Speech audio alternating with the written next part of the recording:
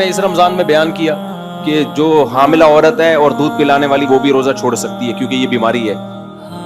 کون سی کتاب میں لکھا ہے کہ دودھ پلانا بیماری ہے بھائی؟ اور پریگننسی بیماری ہے؟ پریگننٹ نہ ہونا بیماری ہے, اس کا علاج کرایا جاتا ہے.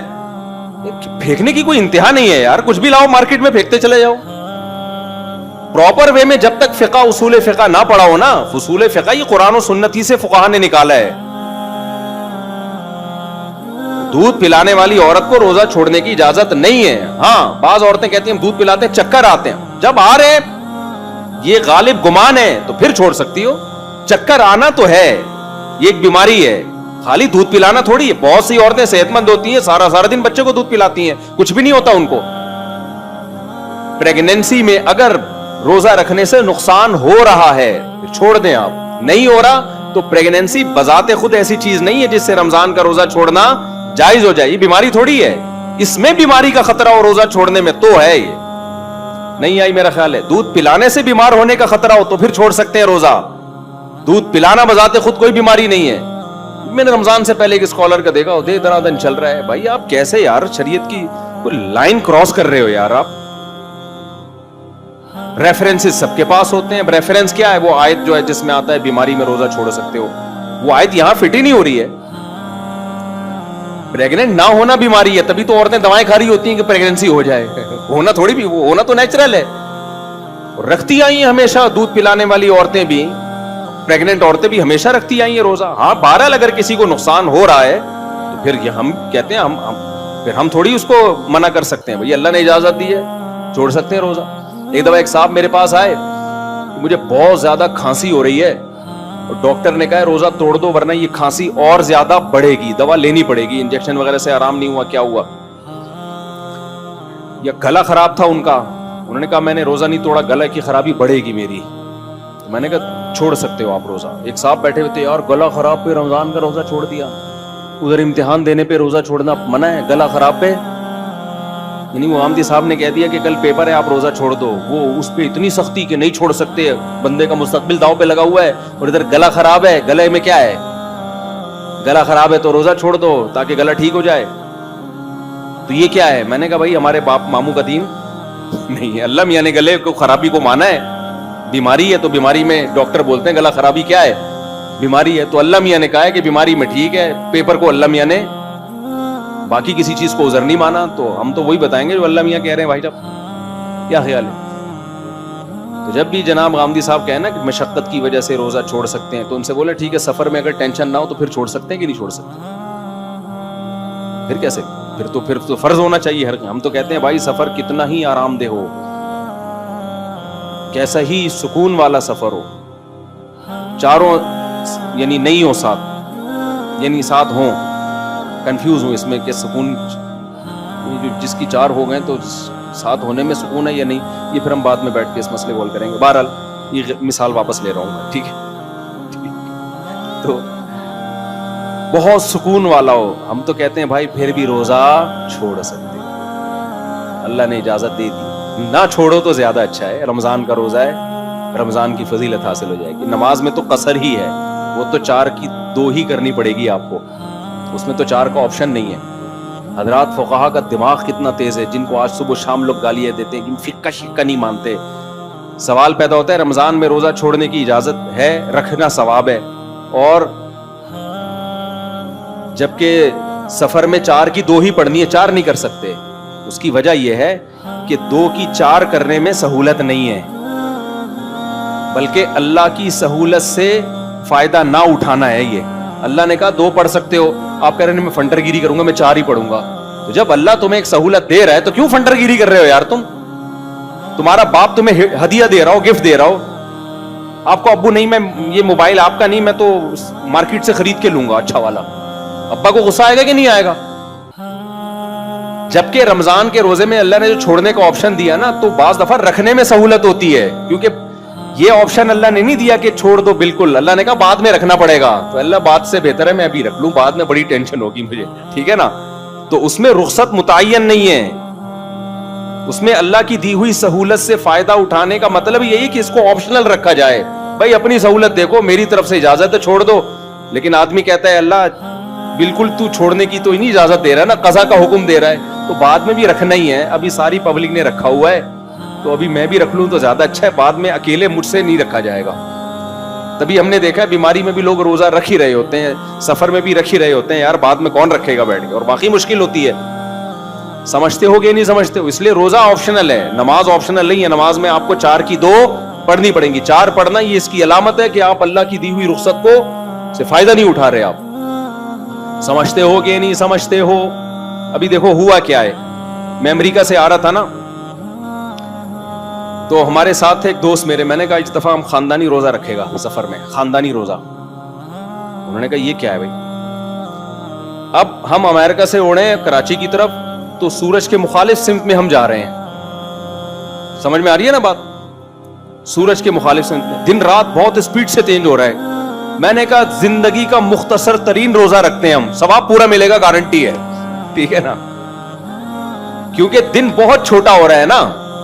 ابے سورج کیا ہو گیا, سورج ادھر کو جا رہا ہے, آپ ادھر کو جا رہے ہیں, تو جلدی جلدی صبح صادق بھی جلدی ہوگی, ظہر بھی جلدی, عصر بھی جلدی, مغرب بھی جلدی. تو میں نے کہا ہم روزے کا ثواب کیوں ضائع کریں بھائی. اب جب ہم شکاگو سے اڑے, وہاں صبح کے 5 بج رہے تھے, 5 بجے صبح صادق تھی. ہم جب راستے میں پہنچے ہیں تو شکاگو کے ٹائم کے مطابق 12 بجے صبح صادق ہوئی ہے. یعنی ہم تو 8 بجے اڑ گئے نا, تو 12 بجے میں نے کہا کھڑکی سے باہر جھانکنا نہیں, ہم یہی سمجھیں گے ہم شکاگو میں ہی ہیں, امریکہ میں ہی ہیں. گھڑی امریکہ کے حساب سے تھی. رات 12 بجے میں نے کہا بھائی ہم سحری کر کے نیت کر لی روزے کی, صبح 10 بجے ناشتے میں روزہ افطار ہوگا ہمارا. رات کو تو سونا ہی تھا, جہاز میں تھوڑا اونگ ہی رہا ہوتا ہے نا آدمی. میں نے کہا یوں سمجھو کہ رات 12 بجے ہم ڈنر کر رہے ہیں اور صبح ناشتہ کریں گے 10 بجے, تو یہ ڈنر آپ سحری کی نیت سے کرو اور صبح 10 بجے ناشتہ آپ نے افطاری کی نیت سے کرنا ہے. تو صبح ہم نے اپنے دماغ کو امریکہ کے حساب سے بے وقوف بنایا تاکہ روزہ بھی ہو اور آسانی سے روزہ ہو جائے. وہ الگ بات ہے کہ صبح 10 بجے ہم دبئی ایئرپورٹ پہ تھے جہاں مغرب کی اذانیں ہو رہی تھی, گھڑی میں نے چینج نہیں کی. ہم نے کہا ہم یہی سمجھے گا ہم 10 بجے کھا رہے ہیں. تو وہ کہہ رہے یہ کون سا روزہ ہوا. میں نے کہا ثواب پورا ملے گا. یہ روزہ کیا. پھر میں نے کہا دیکھو ہم نے نمازیں بھی تو ٹھکا ٹھک 5 نمازیں پڑھی ہیں نا, ورنہ اتنی جلدی جلدی نمازیں کہاں آتی ہیں بھائی. تو اللہ میاں اگر ہم سے بولے کہ میں تمہیں روزے کا ثواب نہیں دے رہا, یہ کون سا روزہ ہوا, تو ہم کہیں گے اللہ پھر نماز کیوں فرض کی تو نے ہمارے اوپر, یہ کون سی نماز ہوئی. 13 گھنٹے میں 5 نمازیں آتی ہیں کیا. کیا ہو گیا, 13 گھنٹے میں 5 نمازیں نہیں آ سکتی, ہماری آئی ہیں کیونکہ ہم سورج کے مخالف جا رہے ہیں, ٹھکا ٹھک نمازیں آ رہی ہیں. تو جب 5 نمازوں کا اللہ ہمیں فرض قرار دے رہا ہے, چھوڑنے پر گناہ دے رہا ہے ان 5 نمازوں کے چھوڑنے پر, تو روزہ رکھنے پر ثواب کیوں نہیں دے گا بھائی وہ. تو یہ پیکج ہے بہترین روزہ رکھنے کا. ایک صاحب کیا ہوا, یہ جس کو فقہ پڑھا ہوا ہو نا وہ کرے گا یہ عمل. بھئی اللہ تعالیٰ نے جب ایک اصول بنا دیا تو ہم اس اصول کے پابند ہیں. اب جو لوگ روزہ رکھ کے توڑ دیتے ہیں, گناہ کیا انہوں نے. رمضان کا روزہ توڑنے کا کفارہ کتنا ہے, 60 روزے لگاتار. کتنے علماء کہتے ہیں دسمبر میں رکھو, جون میں رکھنے کی بولو. کوئی فنڈر بنے کہ میں جون جولائی میں 60 روزے رکھوں گا, ابے تو کیوں اپنے آپ کو بلا وجہ ٹینشن میں ڈال رہا ہے. اللہ میاں نے یہ تھوڑی کہا کہ جون جولائی میں رکھو, اللہ میاں نے کہا 60 روزے کمپلیٹ ہونے چاہیے. تو ایسے لوگوں کو ہم مشورہ دیتے ہیں کہ اگر اللہ نے آپ کو پیسہ زیادہ دیا ہے, ناروے چلے جاؤ سردیوں میں, وہاں روزہ رکھو, ٹھکا ٹھک 60 روزے آپ کے کیا ہو جائیں گے, کیونکہ دن بہت چھوٹا ہوتا ہے.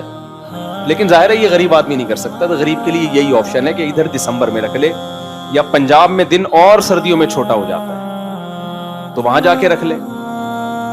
نہیں آ رہی بات. تو شرعی قاعدہ ہے بھائی, صبح صادق ہونی چاہیے, غروب آفتاب ہونا چاہیے, دونوں چیزیں ہو رہی ہیں. اب اللہ میاں ہی نے دن 2 گھنٹے کا رکھ دیا, 3 گھنٹے کا, تو یہ ہمارا ہیڈک نہیں ہے بھائی.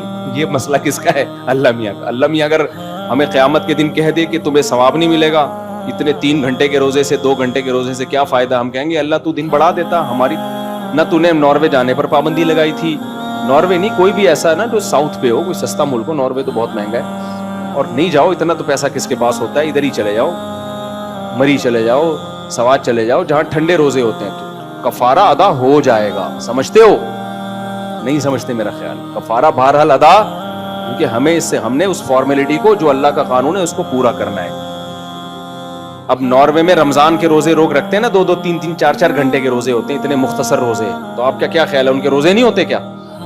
اب کوئی کہہ بے اتنے سے روزے سے بہتر ہے نہ ہی رکھو. نا نا نا نا, جو یہاں گرمی میں روزہ چھوڑنے پر گناہ ہے وہی وہاں سردی میں نہ, اس کو روزہ چھوڑنے کی اجازت اس بیس پہ کہ 2-3 گھنٹے سے کیا ہوتا ہے, نہ ہمیں اس بیس پہ کہ 18 گھنٹے سے کیا ہوتا ہے. صحیح ہے نا. رمضان جب آئے گا جتنا مرضی پسینہ نکالے, جتنی مرضی لیند ہو. اب دیکھو ناروے میں گرمیوں میں لوگوں نے 20-20 گھنٹے کے روزے رکھے ہیں. ہمارے دوست کہتے ہیں ہم رکھتے ہیں, ادھر افطاری کی, ادھر عشاء کی اذان ہوئی, ادھر سحری, بس افطاری سحری ایک ہی ہوتی تھی اور فوراً اگلے دن کا روزہ شروع. تو مجھے کہتے تھے مفتی صاحب بہت لمبے روزے ہیں. ابھی جب جون جولائی, یہ جو ہمارے جب جون میں روزے تھے نا, تو ناروے میں روزے بہت لمبے تھے رکھے ان لوگوں نے. میں ان سے کہتا ہوں, ان کو میں نے کہا بیٹا تم لوگ جو ہے سردیوں میں مزے بھی تو تم نے بہت اڑائے ہیں. سردیوں کے روزے تمہارے 4-4 5-5 گھنٹے کے روزے, تو اب گرمیوں کے 20-20 گھنٹے کے بھی انجوائے کرو. سمجھ رہے ہو؟ تو کہاں سے کہاں بات چلی گئی, بیان لمبا ہو گیا, بس سمیٹ کے ختم کرتا ہوں بات. پھر حج پہ انشاءاللہ اگلے ہفتے ہم چلیں گے. تو ابھی تو صرف اس پہ بتانے کے لیے کہ دین کس سے سیکھنا ہے بھائی, علماء سے سیکھنا ہے. ہاں 2 نمبر ہوتے ہیں علماء میں, لیکن 1 نمبر بھی کس میں ملیں گے آپ کو. اور یہ نہ دیکھا کرو اتنی باتیں فلاں کی صحیح ہیں, ایک غلط ہو گئی تو کیا ہو گیا بھائی. وہ ایک غلط کی کوالٹی دیکھا کرو, کوانٹیٹی نہ دیکھا کرو. اس کا وزن اتنا بھاری ہوتا ہے نا کہ اس سے اس اسکالر کی حیثیت ختم. اب کوئی اسکالر آ کے کہ میں 5 نمازوں کو نہیں مانتا, 4 ہیں اسلام میں, تو بھائی آپ کی تو ویلیو کیا ہو گئی. ایک غلطی ہے لیکن اس غلطی نے آپ کی حیثیت کو 2 ٹکے کا نہیں چھوڑا. تو حضرت عیسیٰ کی حیات یہ اجماعی مسئلہ ہے. حضرت عیسیٰ علیہ السلام آسمانوں پہ زندہ ہیں, قرب قیامت میں نازل ہوں گے. اسی طرح رمضان کا روزہ فرض ہے, صرف سفر بیماری میں چھوڑ سکتے ہو, اس کے علاوہ نہیں چھوڑ سکتے.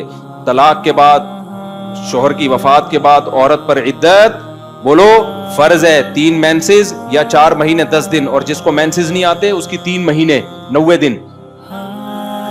یعنی اسلامی لحاظ سے اگر مہینے کی پہلی تاریخ سے ہے تو 3 مہینے, چاہے وہ کتنے بھی دن بنے, اگر بیچ میں شروع کیے تو 90 دن. تو یہ عدت کے مسائل ہو گئے, وراثت کے مسائل ہو گئے, اور بہت سارے مسائل ہیں جو اجماعی مسائل ہیں, ان میں اختلاف کی. اچھا صحابہ کا مسئلہ بھی اجماعی ہے. کسی صحابی کے خلاف بدگمانی پھیلانا, ایسا ان کے عمل کو پیش کرنا جس سے لوگوں کو لگے کہ یہ فاسق تھے, یہ بھی اجماعی امت کے خلاف ہے. سمجھتے ہو؟ کوئی اسکالر یہ بات کر رہا ہے تو پھر یہ نہیں دیکھا جائے گا اتنی باتیں صحیح میں ایک غلط ہو گئی, تو وہ غلط کا ویٹ اتنا زیادہ ہے کہ بھائی اب اس کی حیثیت 2 ٹکے کی نہیں رہی, اس نے اتنا بڑا بلنڈر کر دیا ہے. تو اللہ تعالیٰ سے دعا ہے اللہ تعالیٰ ہمارے ایمان کی, اعمال کی حفاظت کرے. وما علینا الا البلاغ.